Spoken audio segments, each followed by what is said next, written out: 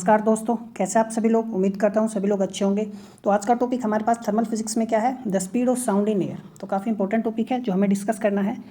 तो इस लेक्चर में हम स्पीड ऑफ साउंड के बारे में पढ़ेंगे। तो इसको सबसे पहले जो बताया था वो बताया था न्यूटन ने, ठीक है।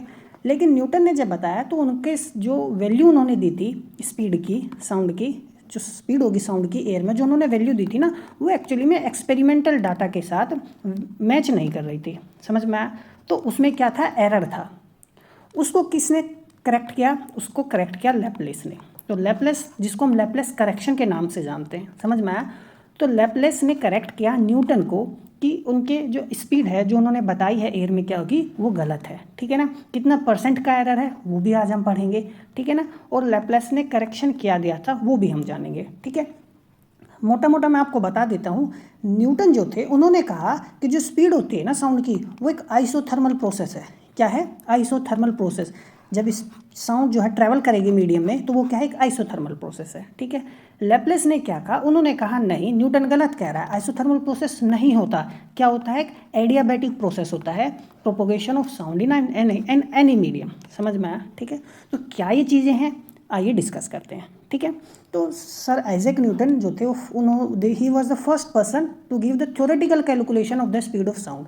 तो उन्होंने क्या किया, उन्होंने बताया कि जो साउंड का प्रोपोगेशन होता है ना किसी भी मीडियम में, वो एक आइसोथर्मल प्रोसेस है। बाद में जो कि गलत साबित हो गए थे, ठीक है। लेकिन फिलहाल के लिए अभी आपको ये जानना है कि बस न्यूटन ने कह दिया कि भाई एक आइसोथर्मल प्रोसेस है, यानी टेम्परेचर क्या रहेगा during propagation of sound, constant रहेगा, ठीक है। अब देखो साउंड कैसे ट्रैवल करती है, ठीक है ना। Compressions and rarefactions are there which take place in the medium, ठीक है ना। तो यहाँ पर क्या हो रहा है, कंप्रेशन हो रहा है। ये क्या है, रेरिफैक्शन है, ये कंप्रेशन है, ठीक है। ये रेरिफैक्शन है, कंप्रेशन, रेरिफैक्शन, कंप्रेशन। तो ये क्या है, पार्टिकल्स हैं, समझ में आया, एयर मोलिक्यूल्स हैं, ठीक है। जब एयर मोलिक्यूल्स जो होते हैं बहुत पास पास होंगे तो कंप्रेशन होता है, जब वो दूर दूर होते हैं तो रेरिफैक्शन होता है। तो जब कंप्रेशन होता है तो इंक्रीज्ड प्रेशर होता है, पार्टिकल्स दूर दूर होते हैं तो प्रेशर बहुत कम होता है, तो एक प्रेशर डिफरेंस क्रिएट होता है, जिसकी वजह से higher pressure to lower pressures air particles move करते हैं, तभी तो साउंड क्या करती है, प्रोपोगेट करती है। This is how the propagation of sound take place, ठीक है, समझ में आया। तो compression and rarefactions are there which take place in any medium due to which propagation of sound take place, ठीक है, समझ में आया। और ये जो कंप्रेशन और रेरिफैक्शन हो रहा है ना, ये क्या है, आइसोथर्मल प्रोसेस है। किसने बताया, न्यूटन ने बताया, ठीक है।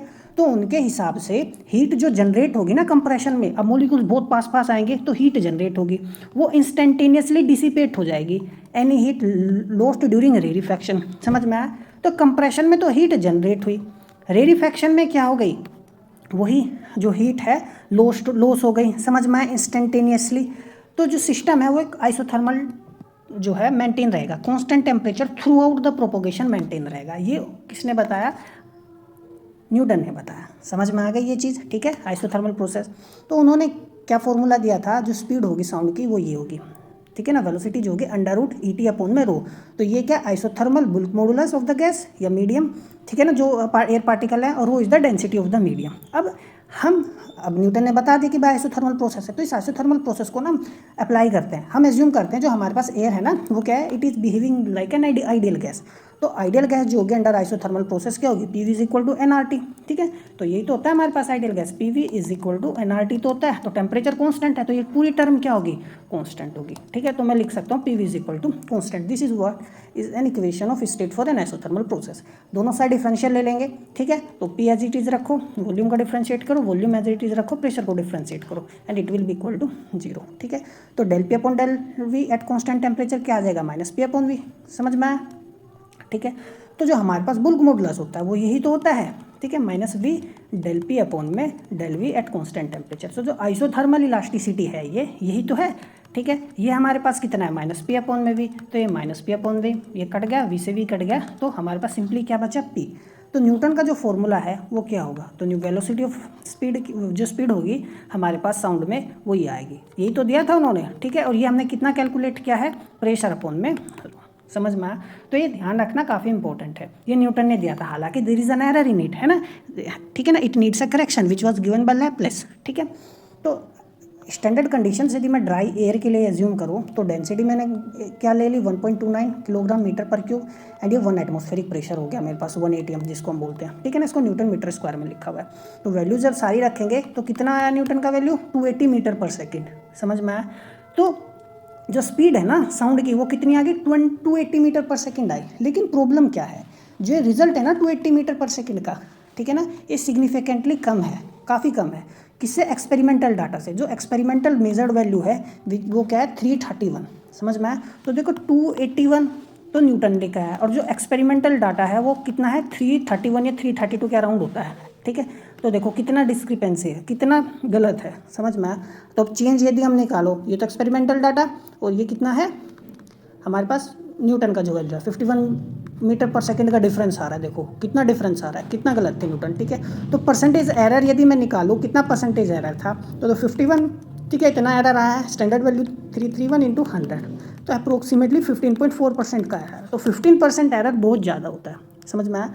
तो जो लार्ज डिस्क्रिपेंसी थी ना न्यूटन की, है ना, वो किसी इंडिकेट करती है जो एजम्पशन उन्होंने माना था ना आइसोथर्मल बिहेवियर वो इनकरेक्ट था, समझ में आया, ठीक है। जो साउंड का प्रोपोगेशन होता है ना इतना क्विकली होता है कि हीट एक्सचेंज जो होगा ना विद द सराउंडिंग, ठीक है ना, वो होता ही नहीं है, समझ में आया। उन्होंने क्या बताया था न्यूटन ने कि भाई कंप्रेशन के दौरान हीट जनरेट होगी और रेरिफैक्शन के दौरान लॉस्ट हो जाएगी, तो जिससे ये कंपनसेट कर देता है और तो टेम्परेचर कांस्टेंट रहता है। लेकिन लैप्लेस बताते हैं कि जो साउंड वेव है ना बहुत क्विकली प्रोपोगेट करती है कि हीट एक्सचेंज ही नहीं होता सराउंडिंग के साथ, समझ में आया। तो प्रोसेस क्या होता है एडियाबैटिक होता है, ना कि आइसोथर्मल होता है, ठीक है, समझ में आई बात।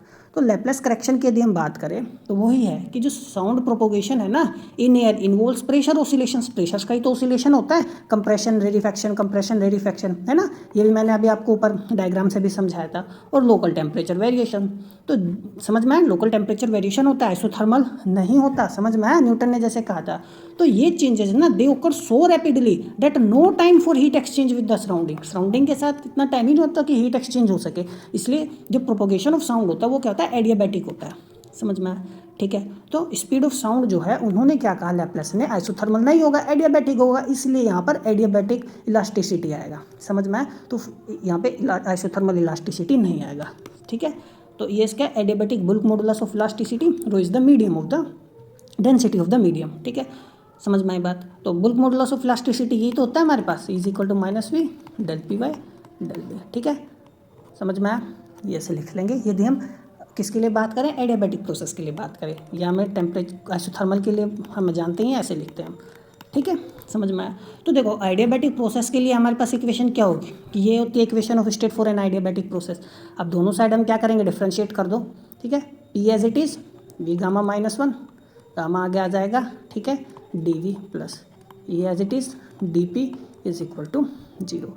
अब यहाँ से देखो हम क्या करते हैं डिवाइड कर दो v to the power gamma को, तो क्या बचेगा मेरे पास v to the power -1 dv plus dp is equal to 0।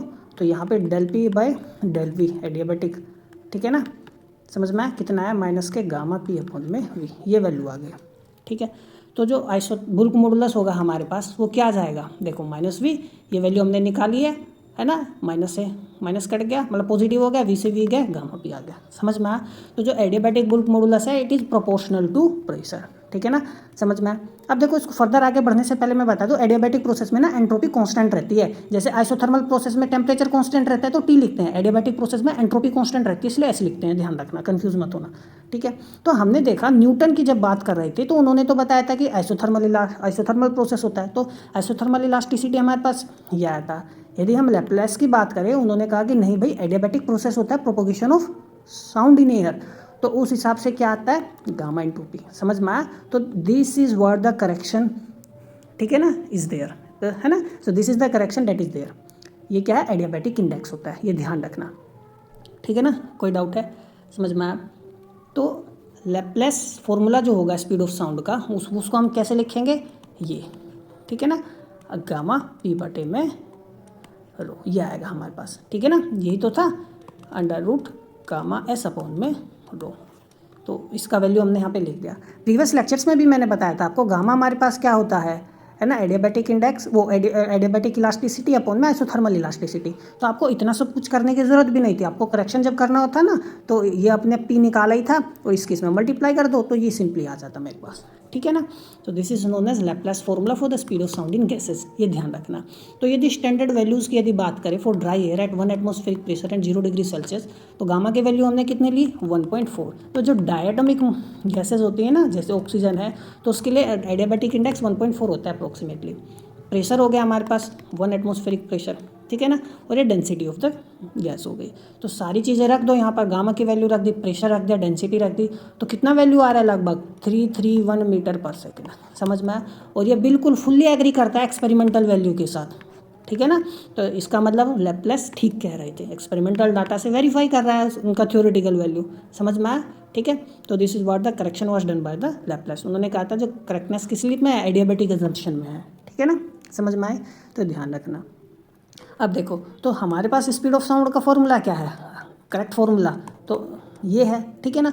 अब इसको ना हम टेम्परेचर की फॉर्म में यदि हमें लिखना हो तो देखो कैसे लिखेंगे। हम जानते हैं पीवी क्या होता है, एनआरटी होता है आइडियल गैस के लिए, ठीक है ना, समझ में आया। अब देखो मैं इसको क्या लिख सकता हूँ, नंबर ऑफ मोल्स को गिवन मास अपन मोलिकुलर मास, ठीक है, और ये वॉल्यूम में नीचे लाया, तो मास अपॉन वॉल्यूम क्या होता है, डेंसिटी, तो डेंसिटी अपॉन आरटी अपॉन में ये आ गया, ठीक है ना, समझ में आया। अब देखो तो आप लिख सकते हो यहाँ पर गामा लिखेंगे और ये आर टी अपॉन में एम आ जाएगा, है ना, प्रेशर अपॉन में रो क्या आ गया, आर टी अपॉन में एम।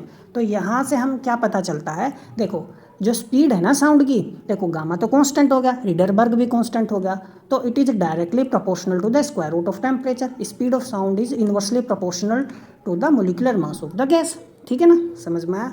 तो यही शो हो रहा है जो स्पीड है ना साउंड की, it is directly proportional to the under root of temperature, ठीक है। It is inversely proportional, inversely proportional क्या है, मोलिकुलर वेट ऑफ गैस के, किस गैस में ट्रैवल कर रही है, ठीक है। और it is independent of pressure, देखो प्रेशर पर निर्भर नहीं कर रही, ये मोस्ट इंपॉर्टेंट चीज़ है। देखो आप सोचो यहाँ प्रेशर है तो प्रेशर पर निर्भर नहीं करेगी, जब हमने इसको फर्दर सोल्व करा तो देखो हमारे पास ये टर्म निकल कर आया, इसमें कहीं प्रेशर नहीं है, इसको हम फर्दर और सोल्व नहीं कर सकते, तो ठीक है ना। तो it is independent of pressure and density of N ideal gas, तो ये बहुत ज़्यादा इंपॉर्टेंट है। ये कंफ्यूजन करने के लिए एग्जाम में पूछता है कि स्पीड ऑफ साउंड किस पर निर्भर करती है, तो देखो बच्चे सोचते हैं प्रेशर भी है डेंसिटी भी है, तो प्रेशर और डेंसिटी पर तो निर्भर करेगा ही करेगा नहीं, ठीक है ना। और टेम्परेचर और molecular weight of the gas पर निर्भर करता है कि किस गैस में वेव ट्रैवल कर रही है, साउंड वेव ट्रैवल कर रही है, समझ में आया। So this expression explains why sound travels faster on warmer days, समझ में आया। अब देखो वार्मर डेज पे टेम्परेचर ज़्यादा होगा तो स्पीड ऑफ साउंड भी तो ज़्यादा होगी, तो इसी वजह से वार्मर डेज पर स्पीड जो होती है साउंड की वो ज़्यादा होती है ना। And it travels at different speed in different gases, क्योंकि अलग अलग गैस का मोलिकुलर वेट अलग अलग होगा तो स्पीड भी क्या होगी, अलग अलग होगी, समझ में आया। तो ये ध्यान रखना, ठीक है। तो ये था हमारा आज का लेक्चर, मिलते हैं अगले लेक्चर में, तब तक पढ़ते रहिए, नमस्कार।